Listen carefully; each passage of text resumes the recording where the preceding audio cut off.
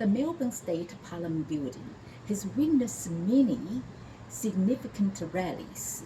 2 months ago, an anti-immigration event attended by Paulin Hanson, which started with a rise in her popularity.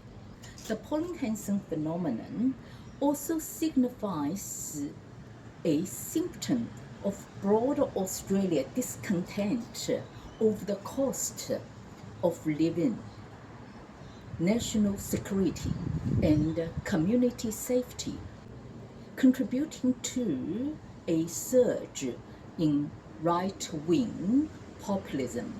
Trend was also evident in the last federal election, the declining of the Green voters due to its radical policies, perceived impact on energy and living cost. Furthermore, this right-wing movement mirrors a global shift towards prioritizing national interests as globalization wanes, leaving some countries like Australia feeling a loss of identity and setting back their national economic development.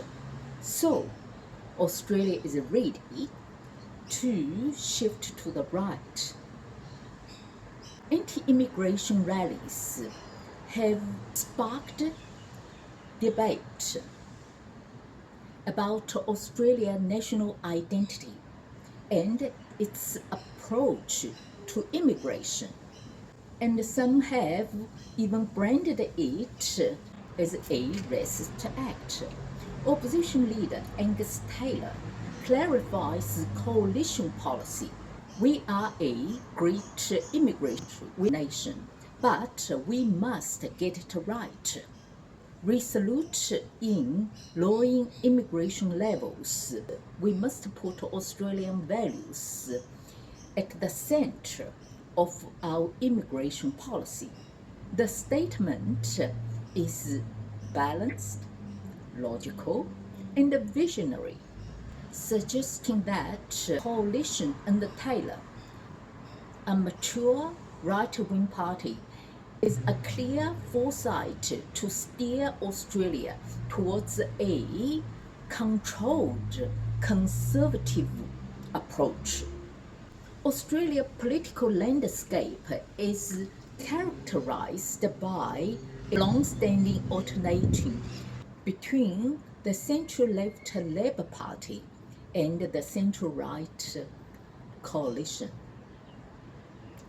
Labour government tend to implement progressive social reforms funded by higher tax and increased regulations, which historically have led to higher inflation and extremism, paves the way for coalition governments which prioritize tradition and individual liberty, and through tax cuts and less government intervention to stimulate investment and economy.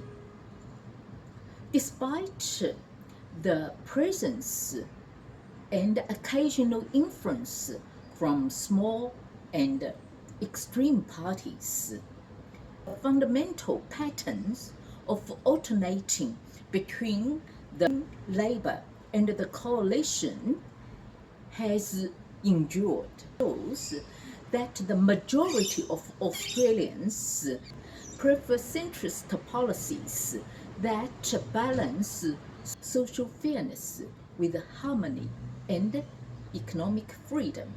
For decades of left-wing policies, heavily influenced by globalism, led to Australia's economic decline, cost of housing and living soaring, and inflation reaching 3.8%. The national debt now exceed 1 trillion. Australia is trapped in a detrimental cycle. Relying on large-scale immigration and increased debt to support an expensive social welfare system, its unrealistic policies, particularly on energy and industry, stifled industrial growth while damaging the existing sectors. Australians are dissatisfied. Echoing a pioneer of modern economy and philosopher, Adam Smith once said, "No society can surely be flourishing and happy, of which a great part of the members are poor and miserable.